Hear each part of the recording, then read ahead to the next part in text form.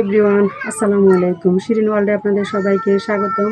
আশা করি সবাই ভালো আছেন। আল্লাহর রহমতে আমিও ভালো আছি। বন্ধুরা, আজকে আমার ভিডিও টপিক হচ্ছে শিশুদের দাঁত ব্রাশ করা বা শিশুদের দাঁত ভালোভাবে পরিষ্কার করা।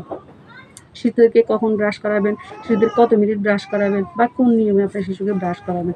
তাহলে চলুন ভিডিওটা শুরু করি। প্রথমত আমি যেটা বলবো সেটা হচ্ছে 6 মাস থেকে 1 বছরের যে বাচ্চাগুলো আছে, ও বাচ্চাগুলোকে আপনি একটা সুতির কাপড় দিয়ে একটু গরম পানির মধ্যে আঙুলটা ভিজিয়ে ভালো করে কাপড়টা চিপে দাঁতগুলো ভালো করে আপনি পরিষ্কার করে দিবেন।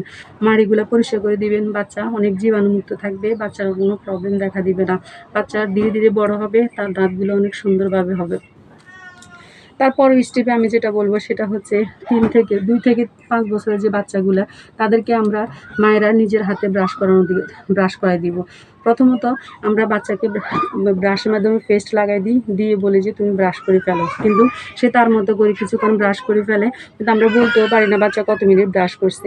আপনি নিজে যদি 1 মাস বাচ্চাকে কন্টিনিউ করেন, তাহলে সে অভ্যাসে পরিণত হবে, সে 2 মিনিট করে ব্রাশ করবে। ব্রাশ করার পরে আপনি দেখবেন যে আপনার বাচ্চার দাঁতগুলো অনেক পরিষ্কার থাকবে, অনেক সুন্দর থাকবে, কোনো পোকামাকড় ধরবে না, কোনো ধরনের প্রবলেম হবে না, দাঁতে ব্যথাও করবে না। অনেক শিশু দাঁতে ব্যথা নিয়ে অনেক কান্নাকাটি করে, দাঁতে ব্যথা করে। এটার মেন কারণ হচ্ছে সঠিক নিয়মে দাঁত ব্রাশ না করার কারণে। পরবর্তীতে আমি যে কথাটা বলবো সেটা হচ্ছে আমরা মায়েরা সকালে ব্রাশ করাই আর রাতে ব্রাশ করাই। রাতে ব্রাশ করাটা খুবই ইম্পর্টেন্ট, কারণ রাত্রেবেলা যখন বাচ্চা খাওয়ার পরে দিয়ে যায় আপনার বাচ্চাকে ব্রাশ করাবেন, কিন্তু বাচ্চাকে ব্রাশ করানোর পরে দুধ খাওয়াবেন না, দুধ খাওয়ায় শোয়াই দিবেন না। আপনি বাচ্চা রাত্রে খাবার খাওয়ার পরে বাচ্চাকে কিছুক্ষণ অপেক্ষা করে দুধ খাওয়াবেন। খাওয়ানোর পরে আপনি বাচ্চাকে ব্রাশ করে তারপরে শুতে দিবেন।